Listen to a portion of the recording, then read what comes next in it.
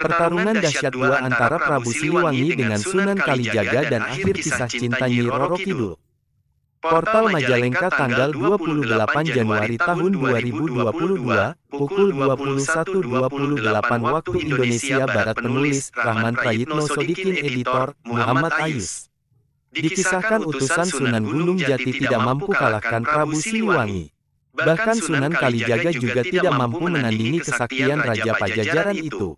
Sunan Gunung Jati yang mendapatkan isyarat dari hasil tirakatnya mendapatkan petunjuk kalau Prabu Siliwangi bisa dikalahkan dengan tombak pusaka sakti milik Nyi Roro Kidul. Sunan Gunung Jati pun mengutus Sunan Kalijaga untuk meminjam tombak pusaka dari Nyi Ratu Roro Kidul di Istana Pantai Laut Selatan.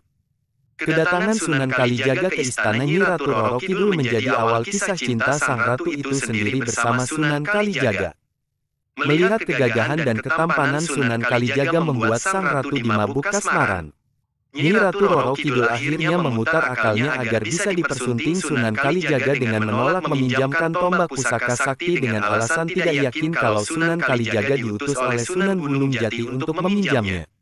Sesampainya di hadapan Sunan Gunung Jati, Nyi Ratu Roro Kidul merasa malu karena Sunan Gunung Jati pasti tahu apa yang dipikirkannya.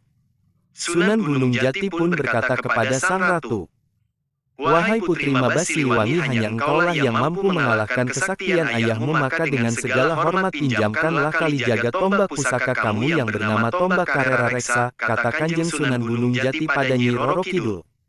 Berbeda dengan ketika Sunan Kalijaga yang meminjam tombak pusaka, Nyi Ratu Roro Kidul tidak menolak meminjamkan tombak pusaka Karera Reksa. Namun Nyi Ratu Roro Kidul mengatakan bahwa tombak itu hanya bisa dipinjamkan kepada suaminya. Penyampaian Nyi Ratu Roro Kidul ini langsung dipahami oleh Sunan Gunung Jati, bahwa Nyi Ratu Roro Kidul mau meminjamkan ke Sunan Kalijaga asal mau menikahi Nyi Ratu Roro Kidul terlebih dahulu.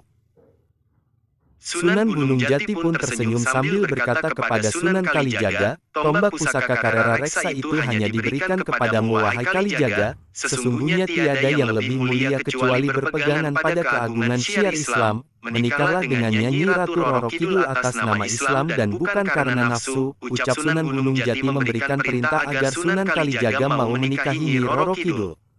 Kepatuhan seorang murid dengan gurunya nampak dalam peristiwa ini. Sunan Kalijaga menyetujui apa yang dikatakan sang guru itu. Sunan Kalijaga mau untuk menikahi Nyi Ratu Roro Kidul.